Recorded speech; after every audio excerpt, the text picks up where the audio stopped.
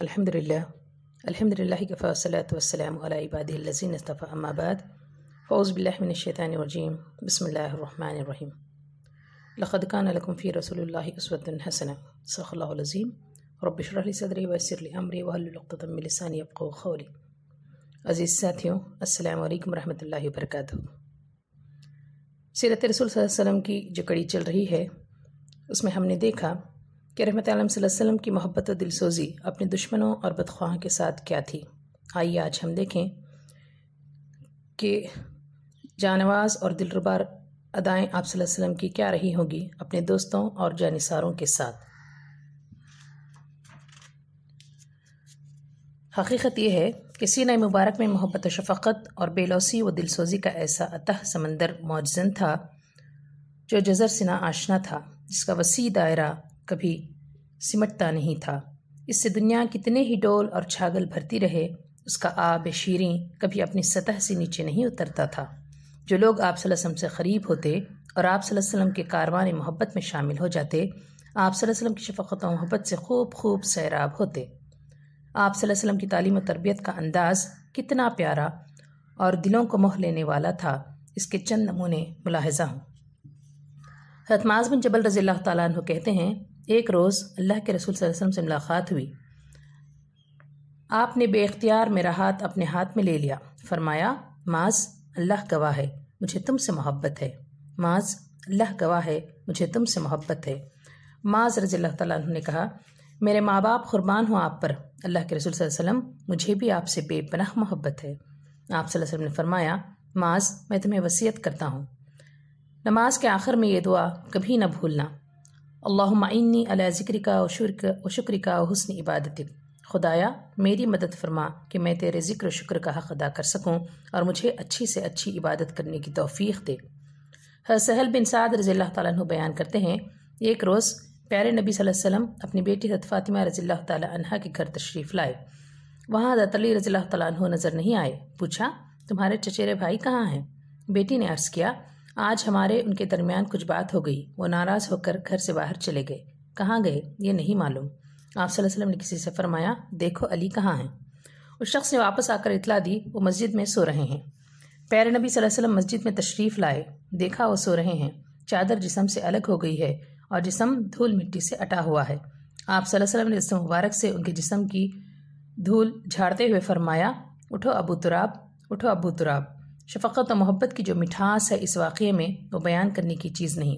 इस मौके पर आप सल्लल्लाहु अलैहि वसल्लम ने हज़रत अली रज़ियल्लाहु तआला अन्हु को प्यार से अबू तुराब कहकर पुकारा। अबू तुराब के मानी होते हैं मिट्टी का आशिक़, और चाहें तो इसका तर्जुमा मिट्टी का राजा भी कर सकते हैं। बहरकैफ़ ये एक प्यार का जुमला था। हज़रत अली रज़ियल्लाहु तआला अन्हु इस कलमे मोहब्बत की मिठास ज़िंदगी भर महसूस करते रहे। एक मौके पर रहमत आलम सल्लल्लाहु अलैहि वसल्लम को बड़ी मिक़दार में माल-ए-फ़ई हासिल हुआ। माल-ए-फ़ई का मतलब यह है कि जंग के बगैर काफ़ी माल गनीमत हाथ आ गया। आपने उस सारा माल गनीमत मुख्तलिफ लोगों में तकसीम कर दिया, इसमें अंसार का हिस्सा नहीं लगा। अंसार के कुछ लोगों ने उसे बहुत शिद्दत से महसूस किया और इस पर कुछ मुगियाँ होने लगीं। ये बात बहुत जल्द ही रहमत आलम सल्लल्लाहु अलैहि वसल्लम तक पहुँच गई। आपने अंसार के सरदार हज़रत साद बिन उबादा रज़ियल्लाहु तआला अन्हु से फरमाया कि वो अंसार को जमा करें। अंसार जमा हो गए तो आप सल्लल्लाहु अलैहि वसल्लम तशरीफ़ लाए, अल्लाह की हम्द सना की, फिर उनसे सवाल किया, मेरे जानिसारों, तुम्हारे दरमियान ये क्या चेमोगियाँ हो रही हैं? ये कैसी बातें हैं जो मुझ तक पहुँची हैं? क्या ऐसा नहीं है कि मैं तुम्हारे यहाँ जिस वक्त आया था तुम गुमराह थे? अल्लाह ने मेरे ज़रिए तुम्हें हिदायत दी। तुम फ़िक्र फ़ाक़े में मुब्तला थे, अल्लाह ने मेरे ज़रिए तुम्हें मालामाल कर दिया। तुम एक दूसरे के दुश्मन थे, अल्लाह ने तुम्हें मोहब्बत की लड़ी में पुरो दिया। सब ने एक आवाज़ होकर कहा, अल्लाह और उसके रसूल सल्लल्लाहु अलैहि वसल्लम का हम पर बड़ा एहसान है। आप सल्लल्लाहु अलैहि वसल्लम ने फरमाया, मेरे जानिसारों, तुम कुछ बोलते क्यों नहीं?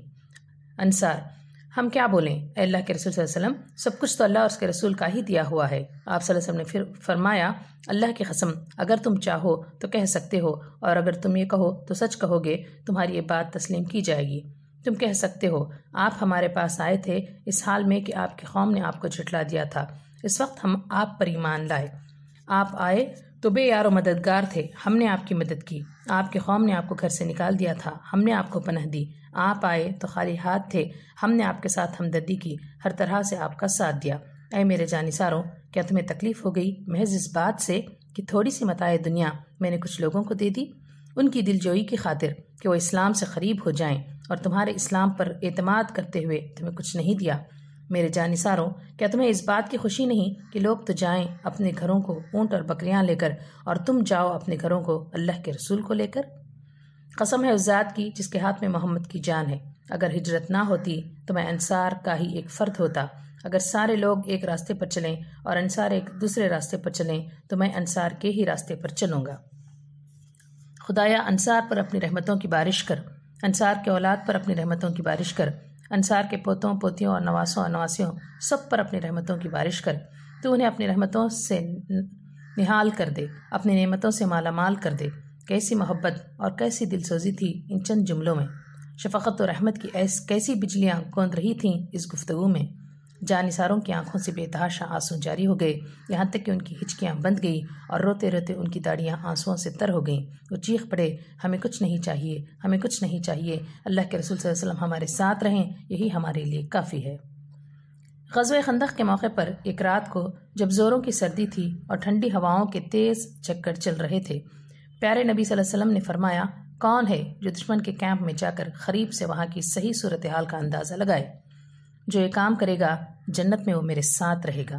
ابھی لوگ اپنے پر تول ہی رہے تھے کہ آپ صلی اللہ علیہ وسلم نے حذیفہ رضی اللہ تعالیٰ عنہ کا نام لے کر پکارا، حذیفہ تم جاؤ دشمن کا صحیح جائزہ لے کر آؤ، انہیں بس دیکھ کر آ جاؤ، کسی سے کوئی چھیڑ چھاڑ مت کرنا۔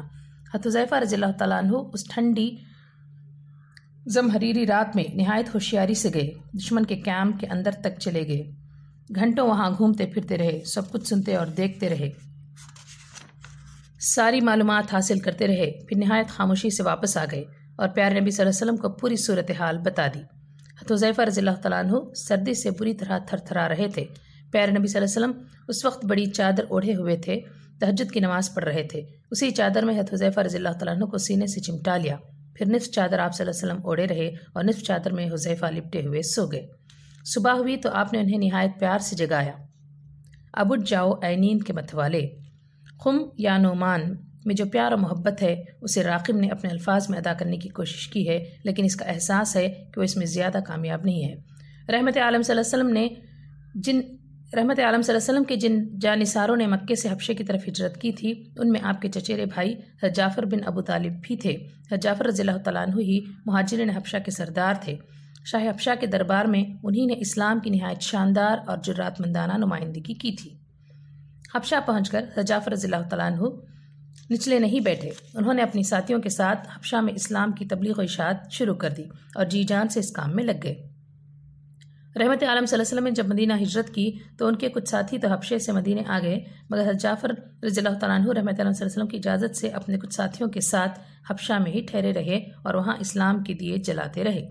اللہ تعالیٰ کی مدد ان کے ساتھ تھی، چند ہی سالوں میں حبشہ کی سرزمین اسلام کے چاند تاروں سے جگمگا اٹھی، وہاں والوں کی اکثریت اسلام کی گرویدہ ہو گئی اور وہاں کوئی ایسی طاقت نہیں رہی جسے اسلامی نظام کا خطرہ لاحق ہو۔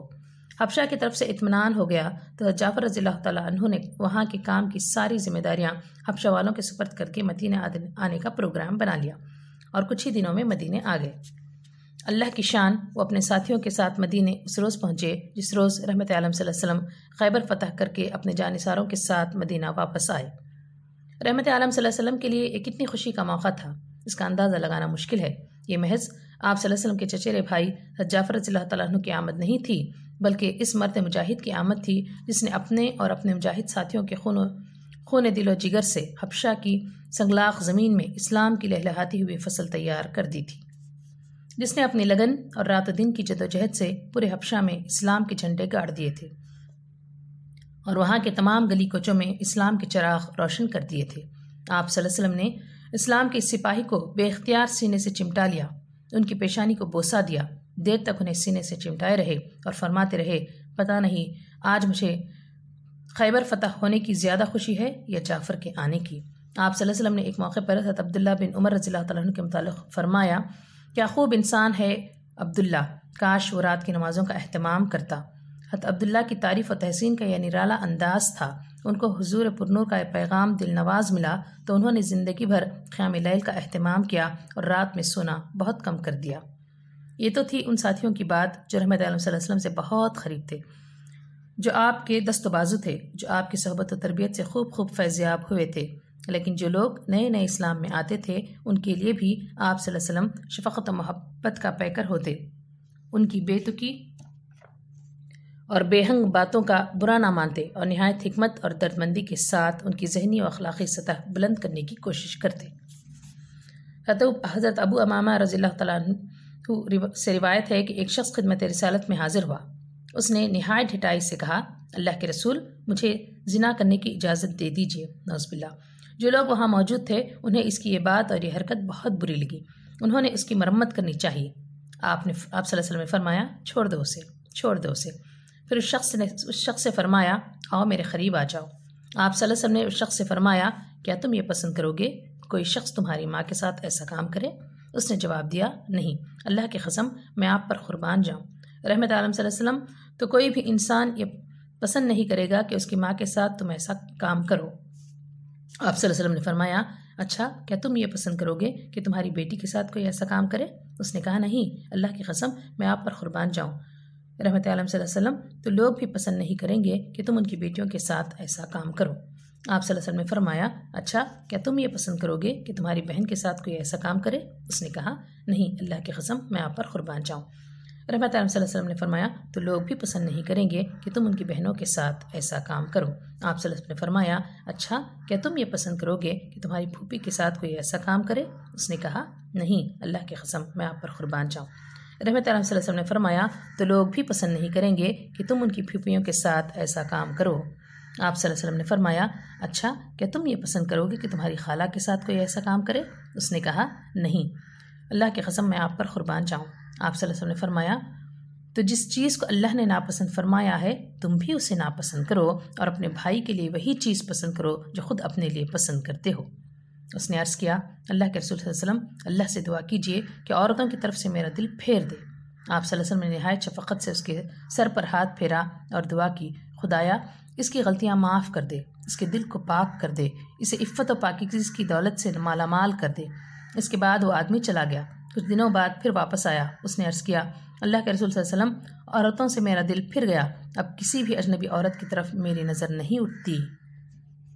حضرت معاویہ بن حکم سلمہ رضی اللہ تعالیٰ عنہ فرماتے ہیں، میں ایک بار رسول اللہ صلی اللہ علیہ وسلم کے ساتھ نماز میں تھا۔ نماز میں ہی ایک شخص کو چھینک آ گئی۔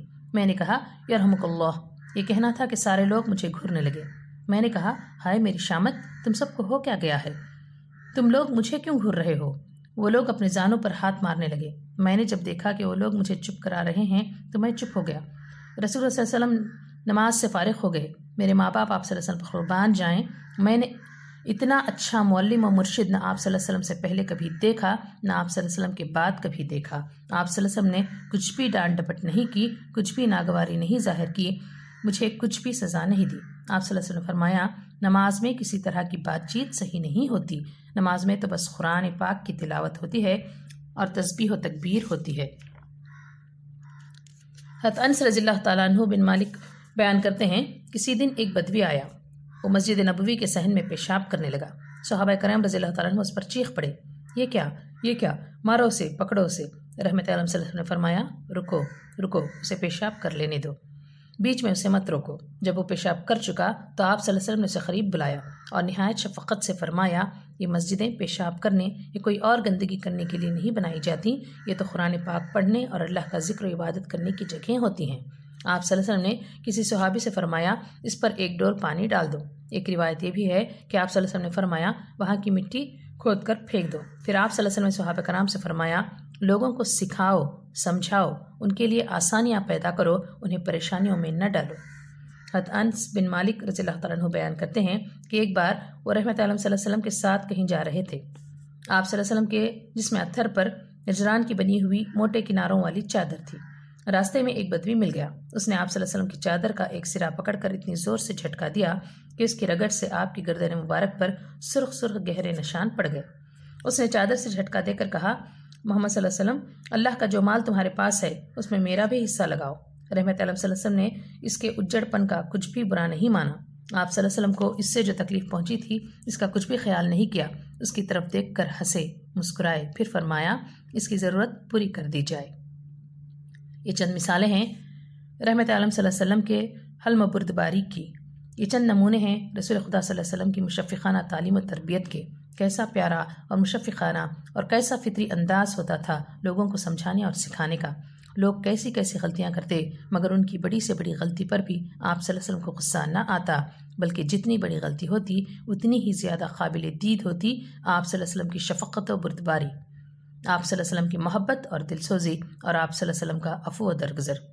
اسی شفقت و بردباری اور اسی محبت و دل سوزی سے آپ صلی اللہ علیہ وسلم نے ان شتر بانوں اور بھیڑوں بکریوں کے چرواہوں کو کچھ سے کچھ بنا دیا۔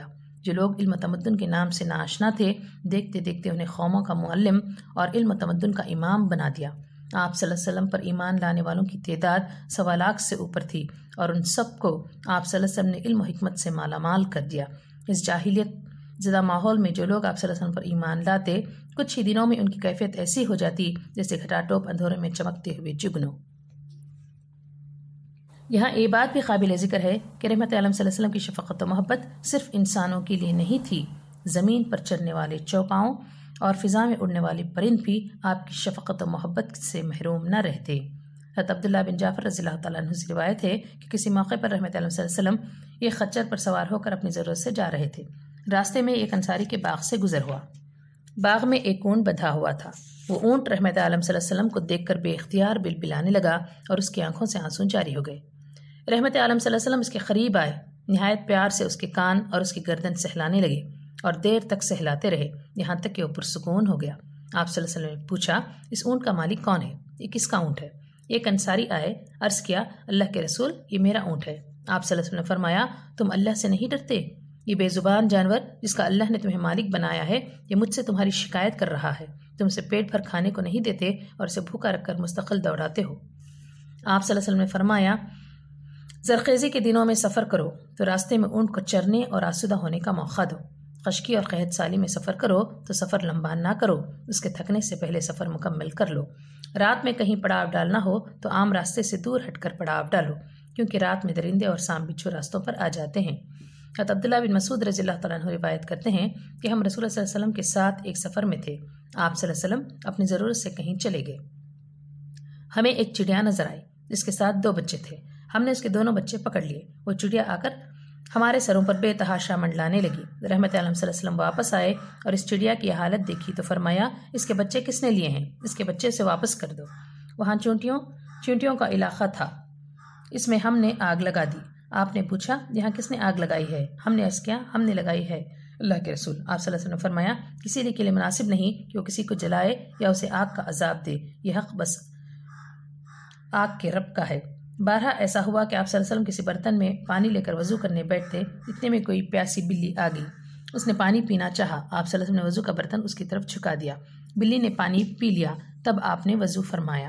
حقیقت یہ ہے کہ آپ صلی اللہ علیہ وسلم شفقت و محبت کی وجوہ رواں تھے جس سے ہر ایک سیراب ہوتا۔ آپ صلی اللہ علیہ وسلم پریم اور پیار کی وہ باد نسیم تھے جس سے گلشن انسانیت کا ہر پھول اور ہر پتا زندگی اور تازگی حاصل کرتا۔ اپنے ہوں، پرائے ہوں، دوست ہوں، دشمن ہوں، انسان ہوں، حیوان ہوں، چرند ہو، پرند ہو، کوئی بھی آپ صلی اللہ علیہ وسلم کے فیضان کرم سے محروم نہ رہتا۔ آئیے ہم یہ عہد کریں کہ ہم آپ صلی اللہ علیہ وسلم کی امتی ہیں تو آپ صلی اللہ علیہ وسلم کی محبت و شفقت ہم اپنے اندر بھی پیدا کریں گے اور ساری انسانیت کے ساتھ محبت و شفقت سے پیش آئیں گے اور آپ صلی اللہ علیہ وسلم کی ذات کا صحیح تعارف اپنے قول و عمل سے عام لوگوں تک پہنچائیں گے۔ آمین۔ السلام علیکم ورحمۃ اللہ وبرکاتہ۔